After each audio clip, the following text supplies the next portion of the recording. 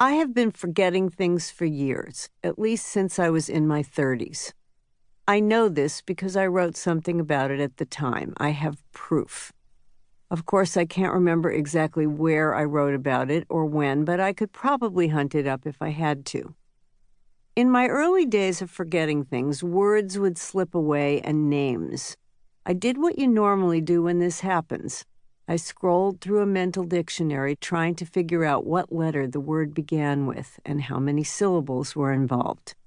Eventually, the lost thing would float back into my head, recaptured. I never took such lapses as harbingers of doom or old age or actual senescence. I always knew that whatever I'd forgotten was going to come back to me sooner or later.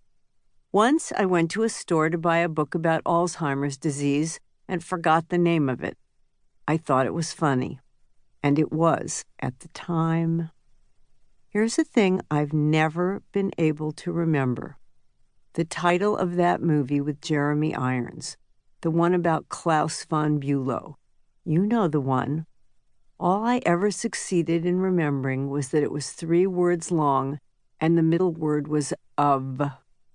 For many years, this did not bother me at all because no one I knew could ever think of the title either. One night, 8 of us were at the theater together, and not one of us could retrieve it. Finally, at intermission, someone went out to the street and Googled it. We were all informed of the title, and we all vowed to remember it forever. For all I know, the other 7 did. I, on the other hand, am back to remembering that it's 3 words long with an of in the middle. By the way, when we finally learned the title that night, we all agreed it was a bad title. No wonder we didn't remember it. I'm going to Google for the name of that movie. Be right back. It's Reversal of Fortune. How is one to remember that title? It has nothing to do with anything. But here's the point.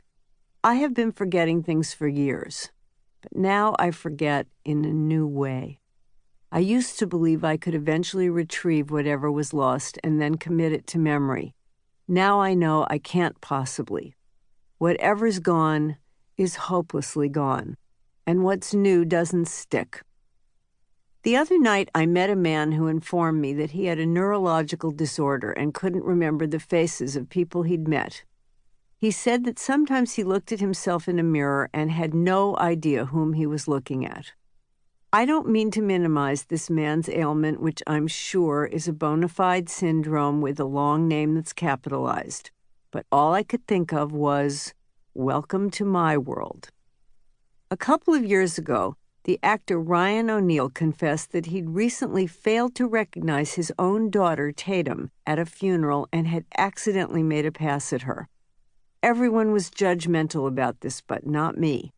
A month earlier, I'd found myself in a mall in Las Vegas when I saw a very pleasant-looking woman coming toward me, smiling, her arms outstretched, and I thought, who is this woman?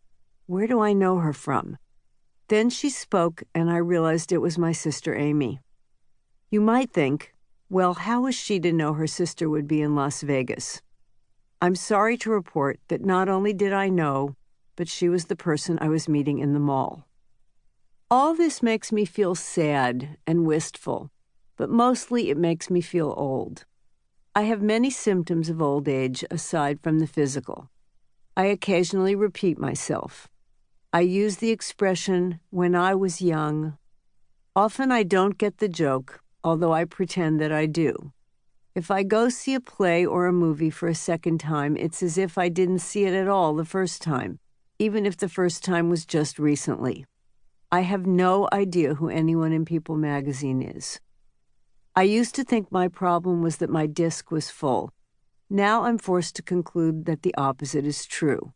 It's becoming empty. I have not yet reached the nadir of old age, the land of anecdote, but I'm approaching it. I know. I should have kept a journal. I should have saved the love letters. I should have taken a storage room somewhere in Long Island City for all the papers I thought I'd never need to look at again, but I didn't.